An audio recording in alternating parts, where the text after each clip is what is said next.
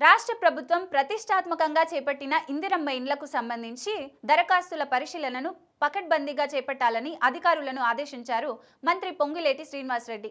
ఇందిరమ్మ ఇండ్ల దరఖాస్తుల పరిశీలన, సామాజిక సర్వే తదితర అంశాలపై సచివాలయంలో జిల్లా కలెక్టర్లతో వీడియో కాన్ఫరెన్స్ నిర్వహించారు. ఈ కార్యక్రమంలో సీఎం సలహాదారు సిఎస్ పాల్గొన్నారు.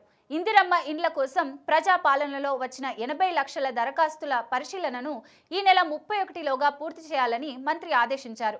పరిశీలన చేసిన సర్వే వివరాలను మొబైల్ యాప్లో ఎప్పటికప్పుడు నమోదు చేయాలన్నారు.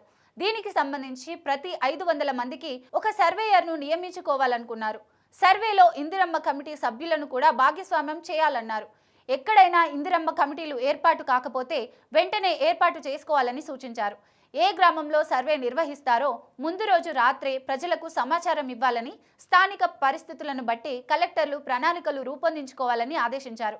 దరఖాస్తుల విషయంలో పొరపాట్లకు తావు లేకుండా పారదర్శకంగా, పకడ్బందీగా సర్వే నిర్వహించాలన్నారు. సర్వే వివరాలపై ప్రతిరోజు కలెక్టర్లు సమీక్షించాలన్నారు.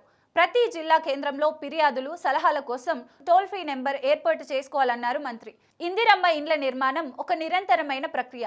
ఈ ఏడాది 4.5 లక్షల ఇండ్లను నిర్మించబోతున్నట్లుగా కలెక్టర్లకు మంత్రి పొంగులేటి సూచించారు.